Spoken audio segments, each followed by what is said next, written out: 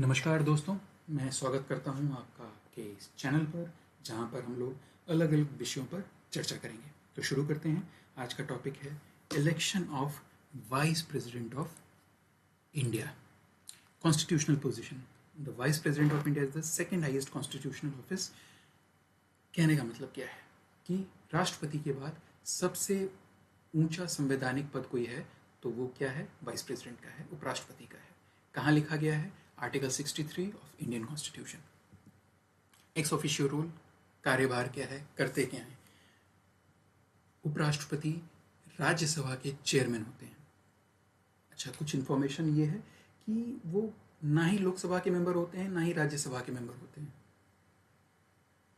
वो किसी स्टेट के लेजिस्लेचर हाउस के भी मेंबर नहीं होते हैं, ना ही विधानसभा ना ही विधान परिषद। और अगर वो इन किसी भी हाउसेस के मेंबर हैं तो जिस दिन वो वाइस प्रेसिडेंट बनते हैं उसी दिन उनको वो ऑफिस छोड़ना पड़ता है। वाइस प्रेसिडेंट का टर्म कितना होता है? 5 साल का होता है। एलिजिबिलिटी क्राइटेरिया क्या है? क्वालिफिकेशंस बात कर लेते हैं। Must be a citizen of India, he must be at least 35 years old, he must be qualified for election as a Rajya Sabha member. मतलब क्या है? भारत के नागरिक होने चाहिए, कम से कम 35 साल उम्र होनी चाहिए और राज्यसभा में क्वालिफाई कर पाए। डिसक्वालिफिकेशन किस ग्राउंड पे होता है? He cannot hold any office of profit under the government of India, state government or local authority। कहने का मतलब क्या है? तात्पर्य क्या है इसका? ऑफिस ऑफ प्रॉफिट का क्या मतलब? ऑफिस मतलब पोस्ट, डेजिग्नेशन, प्रॉफिट मतलब फायदा। कहने का मतलब ये है कि वो चाहे वो केंद्र सरकार हो, राज्य सरकार हो या फिर कोई लोकल अथॉरिटी हो, किसी भी जगह ऐसा कोई ऑफिस या ऐसी कोई पोस्ट होल्ड नहीं कर सकते जिससे उन्हें कुछ फायदा हो रहा हो। नॉमिनेशन का सपोर्ट, उनको 40 मेंबर ऑफ पार्लियामेंट का सपोर्ट चाहिए होता है, जिसमें से 20 प्रपोजर होते हैं, 20 सेकेंडर होते हैं। ये 40 मेंबर ऑफ पार्लियामेंट का सपोर्ट की क्या जरूरत पड़ गई? कोई नहीं भी सपोर्ट कर रहा है तो भी नॉमिनेशन भरने में क्या दिक्कत है? लेकिन बात यह है कि अगर नॉमिनेशन के लिए किसी की भी सपोर्ट की ज़रूरत नहीं हो तो नॉर्मल इलेक्शन की तरह यहाँ पे भी नॉमिनी इतने ज़्यादा हो जाएंगे कि ये इलेक्शन भी थोड़ा ट्रिकी हो जाएगा, कॉम्प्लेक्स हो जाएगा। और क्योंकि ये बहुत बड़ी पोस्ट होती है तो इसका ध्यान रखा जाता है, इसलिए यहाँ पे 40 मेंबर ऑफ पार्लियामेंट का सपोर्ट चाहिए होता है for valid nomination. Electoral college, vice president को इलेक्ट कौन करता है? लोकसभा और राज्यसभा के जो मेंबर ऑफ पार्लियामेंट होते हैं वो इलेक्ट करते हैं। लोकसभा में 543 मेंबर्स होते हैं, राज्यसभा में 245 मेंबर्स होते हैं। आज की डेट में लोकसभा में एक खाली सीट है, एक वेकेंट है, और राज्यसभा में 5 वेकेंट सीट्स हैं। तो आज की डेट में अगर हम काउंट करें तो एक्चुअल में कितनी स्ट्रेंथ है जो वोट डालेंगे? तो लोकसभा में 542, राज्यसभा में 240, टोटल कितने हो गए? 782। मतलब 782 मेंबर्स ऑफ पार्लियामेंट वोट डालेंगे वाइस प्रेसिडेंट के इलेक्शन में। और ये जो 782 मेंबर ऑफ पार्लियामेंट का जो ग्रुप है इसी को हम इलेक्टोरल कॉलेज बोलेंगे। प्रेसिडेंट के इलेक्शन से इसमें क्या अलग होता है? प्रेसिडेंट के इलेक्शन में जो स्टेट के लेजिस्लेचर्स होते हैं वो भी वोट डालते हैं। वाइस प्रेसिडेंट के इलेक्शन में ऐसा नहीं होता है। कंडक्ट कौन करवाता है वाइस प्रेसिडेंट का इलेक्शन? इलेक्शन कमीशन करवाता है। कहाँ लिखा है? Article 324 of Indian constitution. कहाँ पे होता है इलेक्शन? पार्लियामेंट के अंदर होता है। इलेक्शन का प्रोसेस समझते हैं। Election is held through secret ballot. Secret ballot के थ्रू इलेक्शन होता है। आज की डेट में हम लोग देखते हैं केंद्र का अगर चुनाव हो चाहे राज्य का चुनाव हो, वोटिंग जब भी होती है ईवीएम से होती है, लेकिन यहाँ पे सीक्रेट बैलेट से होती है। Proportional representation through single transferable vote system, इस सिस्टम के थ्रू वोटिंग होती है। ये जो सिंगल ट्रांसफरेबल वोट सिस्टम है STVS, इसको हम समझेंगे आगे। करंट इलेक्टोरल कॉलेज स्ट्रेंथ कितनी है? मैंने बताया था 782 मेंबर टोटल हैं जो वोट डालेंगे। हम मेजॉरिटी अगर कैलकुलेट करना चाहें तो 782 को हम 2 से डिवाइड करेंगे, उसमें 1 जोड़ देंगे।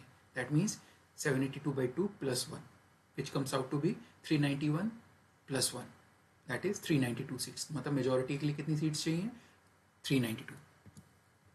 ये मतलब क्या है सिंगल ट्रांसफरेबल वोटिंग सिस्टम का? मतलब है voters have to vote in order of their preference and firstly their first preference is counted and so on. मतलब क्या है इसका? मतलब ये है कि जो भी वोटर आएंगे उनके पास एक पर्ची टाइप की, स्लिप टाइप की होती है और उसमें जो भी नॉमिनीज होते हैं वो मार्क्ड होते हैं, नंबर 1, नंबर 2, नंबर 3, नंबर 4, और उनको प्रेफरेंस देना होता है कि आप क्या चाहते हैं, कौन जीते। तो वो बताएंगे कि मैं चाहता हूँ ये फलाना आदमी जीते, और अगर ये ना जीतें तो ये जीत जाए, ये ना जीतें तो ये जीत जाए, और अगर इन सब में से कोई ना जीते तब एंड में ये चॉइस है। तो इसी को ऑर्डर ऑफ प्रेफरेंस कहते हैं। इसकी ज़रूरत क्या है आगे समझेंगे हम लोग। इससे पहले एक एग्जाम्पल समझते हैं इसी चीज़ का। मान के चलिए एक आईपीएल टूर्नामेंट चल रहा है, उसके सेमीफाइनल तक 4 टीमें पहुंची हैं, जो कि हैं पंजाब, चेन्नई, मुंबई, बेंगलोर। मान के चल रहे हैं, हाइपोथेटिकल सिचुएशन है, ऐसा कुछ हुआ नहीं है ना? हाँ। If we were to ask certain mister Ravi, किसी मिस्टर रवि हैं, उनसे हम पूछते हैं कि साहब ये बताइए आप क्या चाहते हैं, कौन जीते इलेक्शन? तो वो कहते हैं कि भाई मैं चाहता हूँ कि पंजाब जीत जाए। तो उनकी, इसका मतलब हुआ उनकी पहली चॉइस, उनकी फर्स्ट प्रेफरेंस क्या है? पंजाब।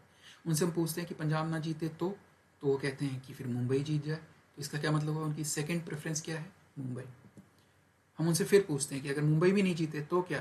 तो उन्होंने कहा बेंगलोर। तो उनकी थर्ड प्रेफरेंस बेंगलोर हो गई, और ऑटोमेटिकली फोर्थ प्रेफरेंस क्या हुई? चेन्नई। एक सिनेरियो लेते हैं, 4 कंटेंडर हैं, mister A, mister B, mister C and mister D. मान के चलते हैं फुल इलेक्टोरल कॉलेज प्रेजेंट है, वोट कर रहा है। फर्स्ट राउंड के बाद मिस्टर ए को 400 वोट मिले, मिस्टर बी को 100, मिस्टर सी को 120, मिस्टर डी को 162। इस सिचुएशन में हमने अभी पीछे देखा था, मेजॉरिटी के लिए 392 चाहिए था, मिस्टर ए को अकेले 400 मिल गया है, दैट मीन्स उनको डिक्लेयर कर दिया जाएगा विनर। अब वो पार्टी थ्रो करेंगे, बढ़िया।